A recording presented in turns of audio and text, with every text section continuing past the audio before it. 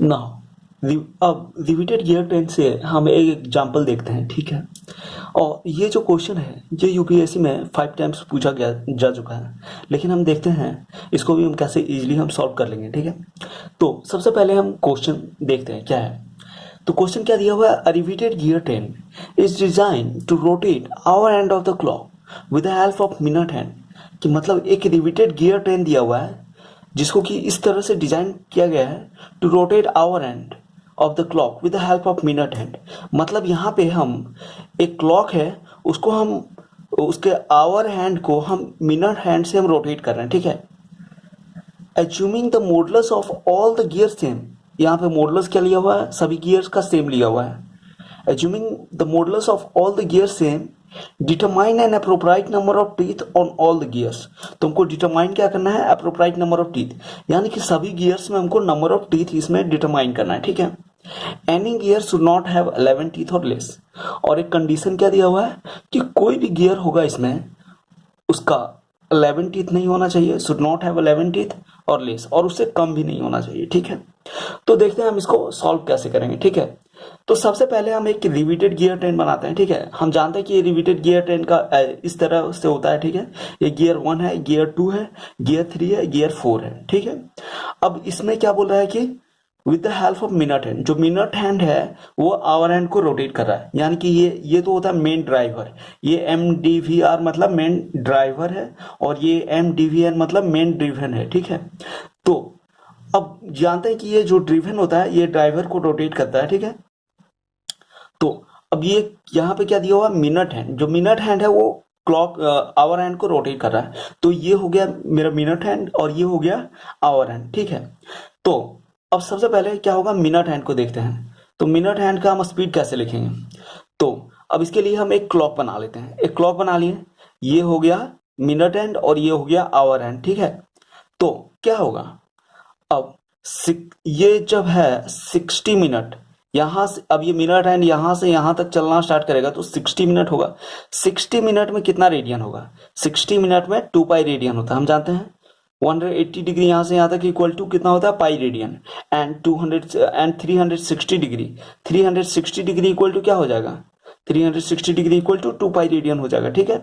तो imply that 1 second equal, तो ये 60 minute equal to 2 pi radian. तो 60 को जब सेकेंड में कन्वर्ट करेंगे तो 60 इंटू 60 सेकेंड हो जाएगा इक्वल टू 2 पाई रेडियन, ठीक है।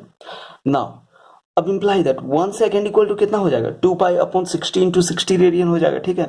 तो मतलब क्या हो गया कि जो ओमेगा 1 है इसका स्पीड जो है वो कितना हो गया, 2 पाई अपॉन 60 इंटू 60 रेडियन पर सेकेंड हो गया, ठीक है। तो ये तो हो गया मिनट हैंड का। अब इसी तरह हम आवर हैंड का भी देख लेते हैं। आवर हैंड का क्या हो जाएगा, आवर हैंड का कितना, यहां से यहां तक कितना आवर हो रहा है, 12 आवर हो रहा है, ठीक है। तो 12 आवर में मतलब 2 पाई रेडियन, ठीक है। इसको जब मिनट में करेंगे तो 60 से इंटू करेंगे, और फिर जब इसको हम सेकंड में करेंगे तब फिर इसको 60 से इंटू करेंगे, ठीक है। तो 12 into 60 second equal to 2 pi radian, ठीक है। तो इंप्लाई दैट ओमेगा 4 जो इसका जो स्पीड हो जाएगा वो क्या हो जाएगा, 2 पाई अपॉन 12 इंटू 60 रेडियन पर सेकेंड हो जाएगा, ठीक है। नाउ अब ओमेगा 1 अपॉन ओमेगा 4 क्या हो जाएगा, ओमेगा 1 अपॉन ओमेगा 4 ये क्या होता है, ओमेगा 1 अपॉन ओमेगा 4 जो होता है ये स्पीड रेशियो होता है, ये हम जानते हैं। That is speed of driver, speed of main driver upon speed of main driven, ये क्या होता है, स्पीड रेशियो होता है। तो ओमेगा 1 अपॉन ओमेगा 4 क्या हो जाएगा, अब यहाँ पे ओमेगा 1 ये दिया हुआ है और ये ओमेगा 4 ये दिया हुआ है। जब इसको हम इससे डिवाइड करेंगे, ठीक है, तो क्या हो जाएगा, ये 2 पाई कैंसिल हो जाएगा, 60 कैंसिल हो जाएगा और ये 12 यहाँ आ जाएगा, ठीक है। 12 ऊपर चला जाएगा तो क्या हो जाएगा, omega 1 upon omega 4 equal to 12 और ये स्पीड रेशियो हो गया, ठीक है। और इसका फॉर्मूला क्या होता है रिपीटेड गियर ट्रेन के लिए, ये हम पिछले लेक्चर में हम देख चुके हैं। That is T2 upon T1 into T4 upon T3, ये इसका फॉर्मूला होता है। मतलब क्या है कि ये जो T2 अपॉन T1 है इंटू T4 अपॉन T3 है, इसका जो प्रोडक्ट है ये कितना होना चाहिए, मस्ट बी 12। यहाँ कितना है, 12 है। That is product of this must be 12, तो ये होना चाहिए। अब रिपीटेड गियर ट्रेन में हम एक और चीज पढ़े थे, एक और क्या पढ़े थे कि MT1 plus T2 equal to M-T3 plus T4, ठीक है। तो ये जो M है ये 1 और 2 का है मॉड्यूल, और ये 3 और 4 है, ये M- है, ये 3 और 4 का मॉड्यूल है। क्योंकि हम जानते हैं कि जो मॉड्यूल जो होता है वो जो गियर्स कांटेक्ट में रहता है उसका मॉड्यूल सेम होता है, ठीक है। तो अब यहाँ पे एक चीज और दिया हुआ है, क्या दिया हुआ है कि module of all the gear same, जितना मॉड्यूल है सब सेम दिया हुआ, दैट इज एम और एम डैश यहाँ पे क्या है, इक्वल है। तो यहाँ पे क्या हो जाएगा, T1 plus T2 equal to T3 plus T4 हो जाएगा, ठीक है। अब नेक्स्ट में देखते हैं कि क्या दिया हुआ कंडीशन। यहाँ पे कंडीशन में दिया हुआ है कि any gear should not have 11 teeth और लेस। कोई भी गियर का जो टीथ है वो 11 नहीं होना चाहिए और उसे लेस भी नहीं होना चाहिए, that is any gear teeth must be greater than 11।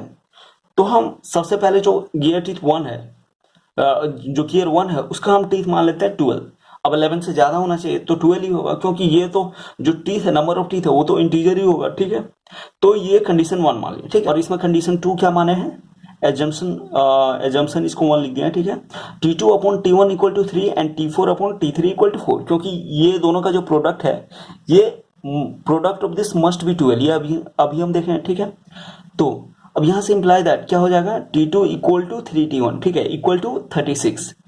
तो ये जो T2 आया और ये जो T1 आया, अब हम इसको इस फॉर्मूला में पुट कर देते हैं, तो क्या हो जाएगा 12 plus 36 equal to T3 plus T4। अब T4 इक्वल टू क्या हो जाएगा, T4 इक्वल टू 4T3 हो जाएगा, तो 4T3 लिख दिया, ठीक है। इंप्लाई दैट ये 4T3 प्लस T3 क्या हो गया, 5T3 equal to 48, that is 12 plus 36 equal to 48, ठीक है। तो इंप्लाई दैट यहाँ से T3 क्या आया 9.6। तो क्या ये पॉसिबल है क्या 9.6, क्या ये फ्रैक्शन हो सकता है, नहीं हो सकता है। तो ये हमेशा इंटीजर होगा नंबर ऑफ टीथ, तो ये नॉट पॉसिबल। अब एजम्पशन 2 में हम क्या लेते हैं, T2 upon T1 equal to 4 and T4 upon T3 equal to 3, यहाँ पे हम उल्टा लिए थे, ठीक है। तो अब देखते हैं कि इस कंडीशन में क्या होगा। तो यहाँ पे imply that T2 equal to 41 आ गया, ठीक है, इक्वल टू 48 आ गया, ठीक है। अब ये तो 12 ही, T1 तो 12 ही लिए है ना, तो 12 4 जा 48 आ गया, तो T2 यहाँ पे 48 आ गया। अब इसको ये T2 और ये T1 जो है इस फॉर्मूला में हम पुट करते हैं, ठीक है। तो क्या हो जाएगा 12 plus 48 equal to T3 plus T4। अब T4 यहाँ पे क्या आ जाएगा, T4 इक्वल टू 3T3, तो 3T3 लिख दिए। Imply that 4T3 equal to 60, ठीक है, 4T3 equal to 60, imply that T3 equal to 15। तो क्या ये इंटीजर आ गया, इतना नंबर ऑफ टीथ हो सकता है, हो सकता है। तो ये कंडीशन सेटिस्फाई हो गया, तो T3 जो है ये 15 हो गया, ये मेरा एक आंसर हो गया।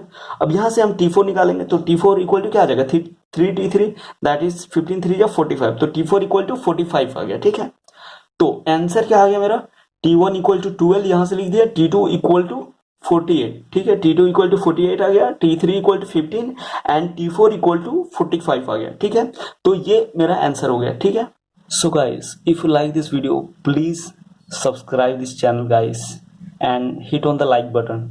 You can use this channel for revision purpose as well as to gain the concept. आप इसको रिवीजन पर्पस के लिए भी यूज़ कर सकते हैं, या फिर अगर कोई कंसेप्ट आपको नहीं आ रहा है तो उसको बहुत कम टाइम में इस चैनल से आप सीख सकते हैं।